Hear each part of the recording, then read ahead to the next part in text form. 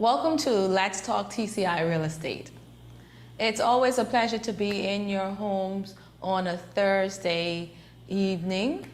I know you could be doing a lot more things, but you have decided to join in and be a part of the conversation on Let's Talk TCI Real Estate. So just a brief synopsis, TCI Real Estate, it's a talk show that is about all things real estate in the Turks and Caicos Islands. So let me know if there are any topics that you would like for me to share more about with you on one of these sessions. I will do my best to get those topics out to you so that you can learn more and I can learn more about real estate in the Turks and Caicos Islands. So before we get into the subject of today, I always want to say to you, please let me know where you are listening from. And if you have any questions, please feel free to put it in the comment section and I'll do my best to answer it during the live recording or even afterwards. The show today is actually, we're going to be talking about making an offer. You know, just a little bit about the process of making an offer. I know this is something we have spoken about before, but there are one or two points I think we may not have mentioned, and I just wanted to go over those details just to give you a little bit more information about the process about making an offer. So I would like to simplify the process a little bit more for you. Again, if you have any questions or comments, please feel free to put it in the comment section. So once you have selected the property that you are interested in, and now you are ready to make that offer, there are a few things I just want to bring to your attention that you should know. So basically, in most cases, if you are working along with a real estate agent, just say, who is a member of the Turks and Caicos Real Estate Association, that real estate agent would use a preliminary agreement which outlines the terms and condition of the offer. So we actually call the offer a preliminary agreement. That's the document that is used. If you are working along with an agent who is a member of the Turks and Caicos Real Estate Association, most likely they would be using a paper that is headed preliminary agreement. Some agents may have something called a heads of agreement, and some may just have a one page, but the main document that you should be looking for is a preliminary agreement. So this is a pre-agreement that outlines the terms and conditions of the offer between the buyer and the seller. If you are working with an attorney, for example, you found a property that an attorney hooked you up with, they may provide you with a letter of intent. Or if you are working, you may be working with a real estate agent as well, but because of the dynamics of the offer, you may decide to go straight to the attorneys. That attorney will provide you with a letter of intent. And of course, again, this letter of intent outlines the terms and condition of the offer. But in either of these situations, you would want to be clear about what you are proposing as a purchaser. So for example, you would outline the price in which you're purchasing the property with. You want to outline who's purchasing the property. Yes, so the name of the person, if you're purchasing the company name, etc. Or you would want to outline if it's a cash deal or if there are any conditions to the sale. Speaking about conditions, you also need to be clear on the conditions so that you can know, if it is a requirement of the purchaser or the seller. So let me give you just an example. If the seller is responsible for putting in boundary markers or not, you would want to make sure, specify and be clear about that. You don't want to get into a sale agreement and you as a purchaser believes that the seller is actually going to put those boundary markers in and come to find out that it is your responsibility. So it's just why you want to be clear on all terms and conditions. Or for example, if the purchaser needs 30 working days to fulfill their financial requirements, you want to be clear on that. Sometimes when an offer is being made, sometimes you may, as a purchaser, may say, okay, I only need 30 days. But 30 days is different from 30 business days. So you want to be clear on if it's business days or not, right? So that's just an example of how you need to be clear on what you put into that offer form. So again, if you're working with an agent, you may be asked to fill out something called a preliminary agreement or heads of agreement. If you're working directly and sending everything straight to the attorneys, you may be looking to for them to provide you with a letter of intent. So these are the documents you should be looking out for. Speaking about the preliminary agreement, you want to be conscious that if the preliminary agreement is not acted on right away, there is a deadline, or else the preliminary agreement becomes null and void. This means that you need to act as soon as possible as you sign this preliminary agreement between the buyer and the seller. You may say, okay, well, if I make an offer, for sure I'm going to act right away. But you have cases where something may have came up the minute you sign that agreement. You want to be conscious that it's on a timeline before it expires. Sometimes you may be traveling on vacation. You want to realize that there's a timeline. Or, for example, someone who's international may have signed a preliminary agreement, and of course they're traveling back home, and they get into the hustle and bustle of what's happening back in their daily lives, and you need to take a day or two to catch up. That's fine, but you have to remember that that preliminary agreement does have a deadline, and it can expire on you if you don't act and move on to the next step. All right? And one more thing I would like to say in terms of the documents that you're going to fill out as an offer form. If you are making an offer, say for example on a pre-construction, like a condo or home, you would be required to fill out a reservation agreement, and a deposit would be required. So you may not get your standard preliminary agreement or letter of intent. What you would get in this case, if you're doing something that's pre-construction, you may be asked to fill out a reservation agreement. Of course, it's all the same thing. It's just different words depending on the nature of the transaction. All right, I hope that is clear in terms of the first step, in terms of making the offer, the document that you will be using to make that offer on. Of course, again, if you have questions or comments, please put it in the comment section. Do you have the rights to review? Yes, you do.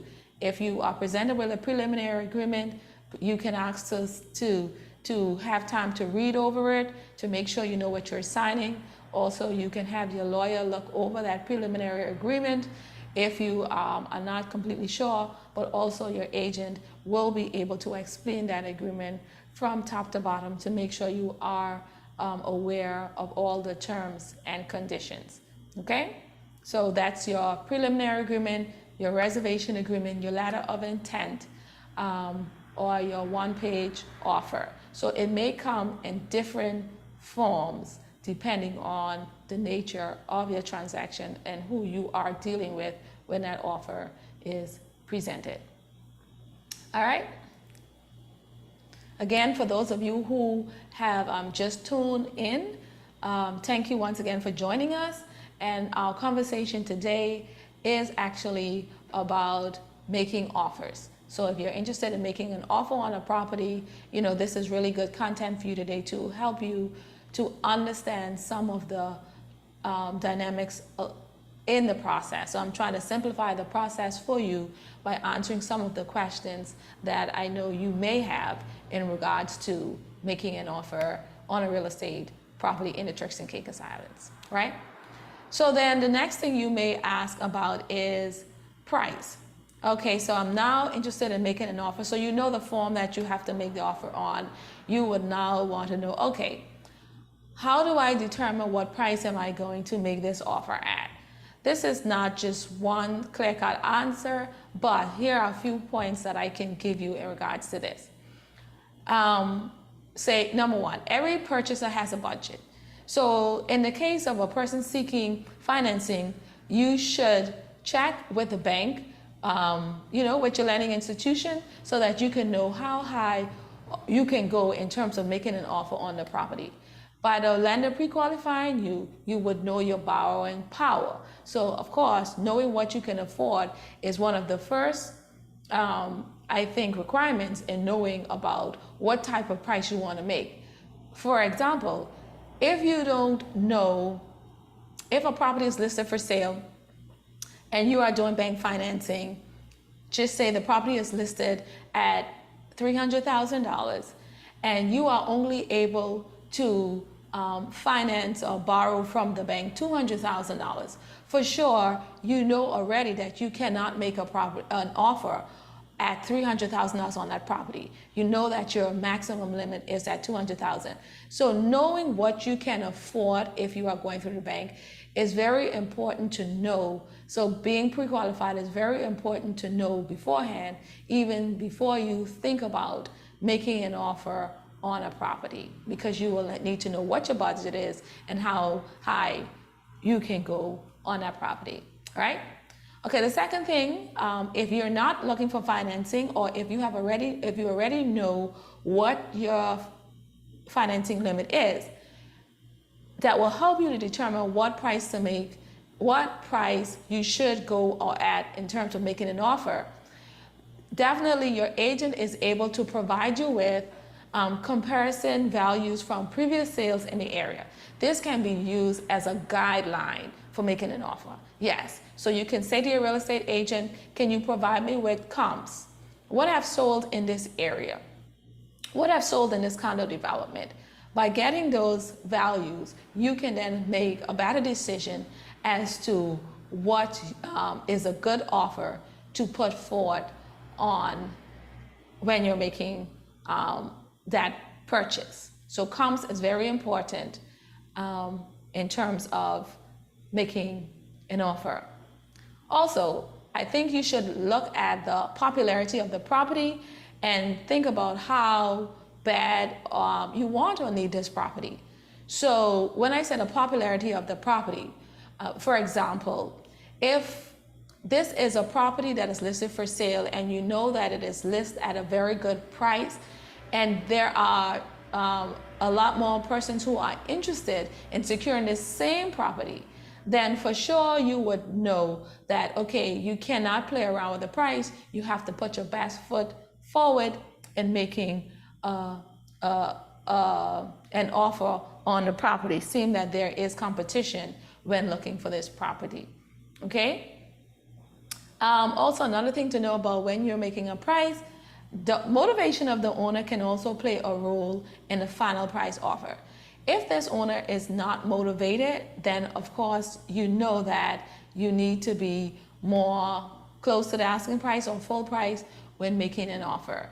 Some owners are more motivated than others, and I will tell you this, in the Turks and Caicos, most buyers are second home buyers, and what this means in most cases is that most of these buyers have purchased properties as investment properties, and therefore in most cases they are prepared to wait to be able to get the required price that they are looking for. You know, they're in no hurry to sell in most cases. But of course, like I said, everyone sells for different reasons.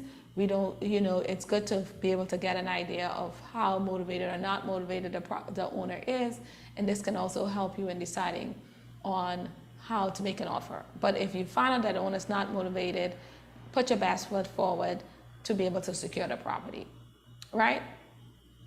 And one last thing I would say about price, you know, making an offer on a property. As a real estate agent, we can advise you based on, like I say, comparison numbers or based on motivation. But at the end of the day, you have the final say in regards to the price as a purchaser. Okay? You have the final say when it comes to the price. I would suggest listen to the advice that is given, use the facts, which is the comparison, to help guide you in making a decision. Think about how motivated the person is, and most of all, think about your comfort level, how you feel, and making a real estate purchase is a very big step. And definitely, I think, and I know that you have the final say, but you also have to be comfortable to know when you make this purchase that this is what you want to do. Okay, so definitely, so these are just some tips about when deciding on a price for a property. And I want you to know also, remember, as a real estate agent, we don't have the last say. At the end of the day, the person who's selling the property has the final say on what price they are going to take on the property. We can only give you guidance and help you to make the best decision, right? So again, today we are talking about making an offer on a property. We've already spoken about, the documents that you can look forward to using, like the preliminary, the letter of intent, etc. And also we have just gone over, some of the things you may consider when trying to determine what price to make that offer at. If you have any questions, please feel free to put it in the comment section. I'll do my best to answer those questions for you. If there aren't any questions, we're going to move forward because we're just trying to get the information to you. We're not trying to take up all of your time. We're just trying to make sure that you are comfortable with this process about making an offer. All right, so of course, everyone start thinking about negotiations. When you make an offer, you start thinking about, okay, I need someone to negotiate on my behalf. What's going to happen if I make an offer? How is the negotiation process going to work? How is that going to happen once I make this offer? So basically, once the offer is placed on the property, you have already signed the agreement and everything else. Few points I wanted to talk about. One, if the seller is on island, you can normally get a quick response within a day or two.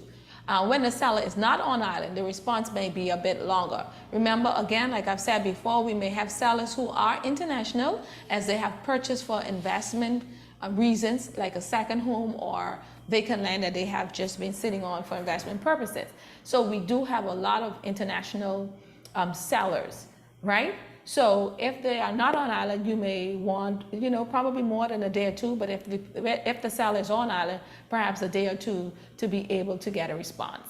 Most times, the sellers are very responsive and gets back to you right away, but just in case they are not on island, you want to leave like a day or two to be able to get that response back, all right?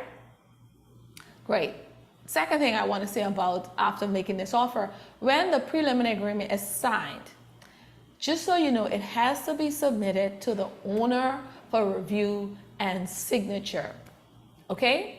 So just to stick a point here, sometimes when you're doing a financing transaction and you already signed an offer, especially with some people, they like to say, oh, I want to just send this to my attorney to start moving on it, or I want to send it to the bank to start my financing process.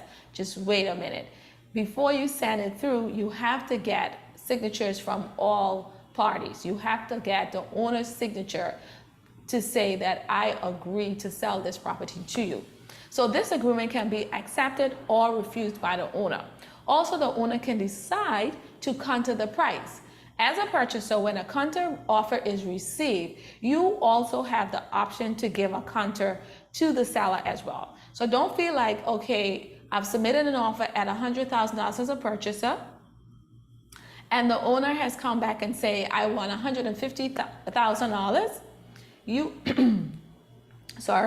You as a purchaser, you can still come back and say, okay, well, I'm not able to make $150,000, but I feel more comfortable at $125,000.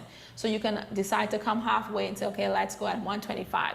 It doesn't mean that the seller will accept your counter, but just know that you still have the right to make a counter offer if you feel the need to do so. All right? Remember also, time is of essence and on a counter offer. At the top of your preliminary agreement, always check for your acceptance date. So what does that mean? You have already made an offer.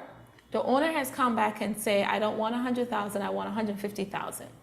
Okay, so you have to look on your offer page at the top to see if the owner has given you a date in which to accept that offer. That is very important.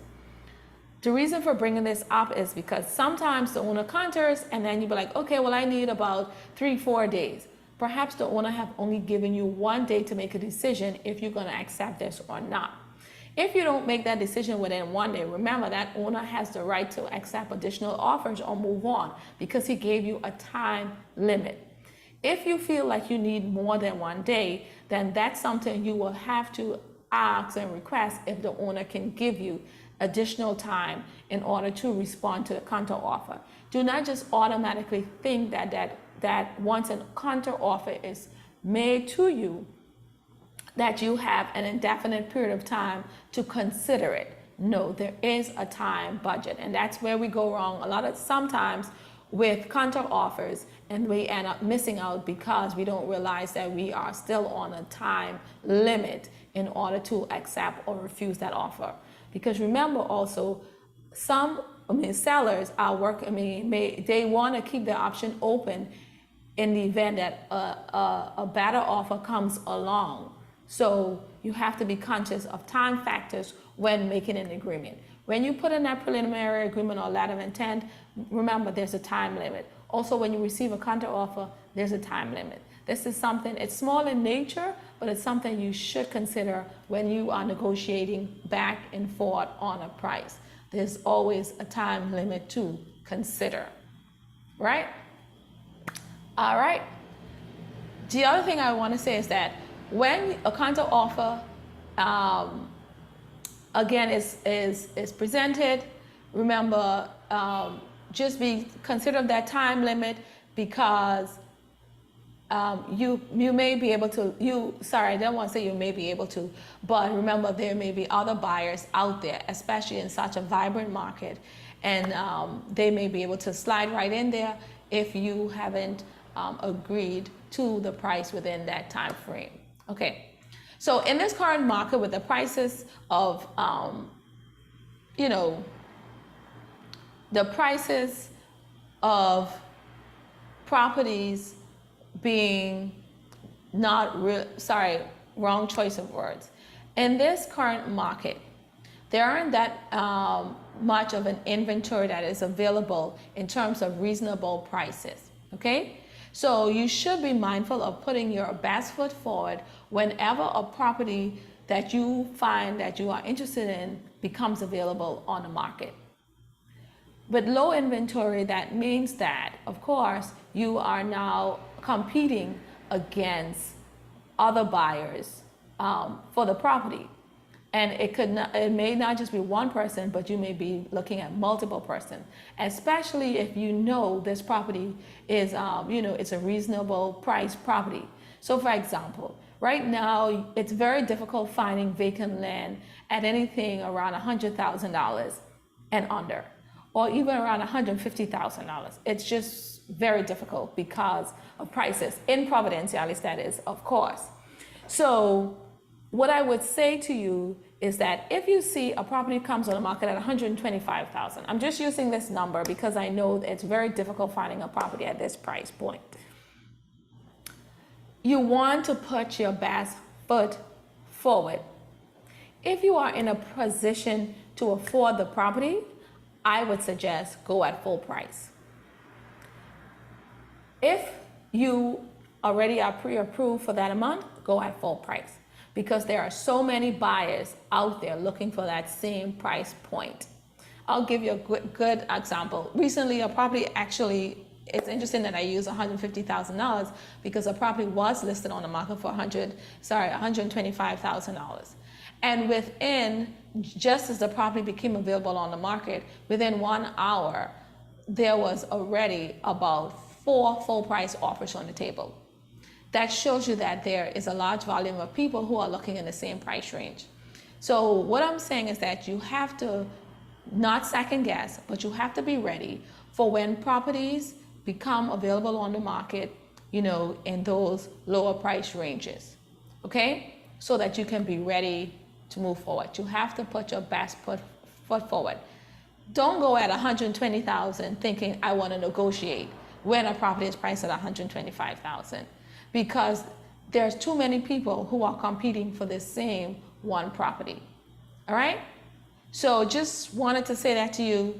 In this market, there is a real demand for more inventory. There is a demand by purchasers for properties on the market. There is a demand for reasonable price homes and land. There is just a demand for properties at this time. And so whenever you see something that you are interested in, if you can afford it, put your best foot forward, make the right choice. Don't be hesitant to make your best offer so that you wouldn't, so there will be less risk of losing the property to another buyer, okay? Because I'm talking about so many people being interested, we've had the question asked, does bidding wars happen in the Turks and Caicos? Yes, they do. You know, it has become more common recently since the high demand that this market has created for property. There really is very low inventory and therefore a high demand by buyers. So yes, bidding wars do happen. So you may expect to see, again, a property that's for sale. I'm just using, you may say, you just keep using cheap numbers, but I think it's just easier to explain it using this price point because I know that there are so many people looking for vacant lots in this price point, right, which doesn't exist and it's very rare on the market.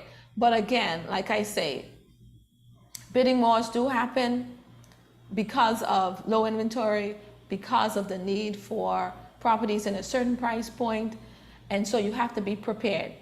If you make an offer on a $125,000 property, you can be prepared for the owner to come back and say, well, I have had 4 offers. You know, you can resubmit your best offer the owner to counter. So that's something you would want to consider. And I would suggest working closely with your real estate agent. That agent will have the patience to explain to you what's going on and definitely to help you make a sound and rational decision, right? We can discuss this more off camera, or if you have a question, put it in the comment section or hit me up and I can explain it to you a bit further. I've actually had a telephone call from someone about something like this recently and they just couldn't believe it. And I'm like, yeah, it does happen. Bidding wars does happen, especially when prices are very low in nature and there are so many people competing for the same property, okay? There are two other things I would like to speak about. If we have no questions, if you have any questions, put it in the comment sections. When making an offer and your offer is accepted, you want to think about 2 types of deposits. Number 1, there's a reservation deposit. This deposit takes the property off the market while you achieve your financial goals. If your financing falls through, in most cases, your reservation deposit is refundable. The amount of the deposit may vary, and the seller has the right to dictate the amount of the reservation deposit. It also shows, this reservation deposit shows the seriousness of the purchaser to the seller. So let me just slow it down again. Let me repeat this to you. Let me explain what I'm saying again. If you make an offer, you could be required to pay a reservation deposit.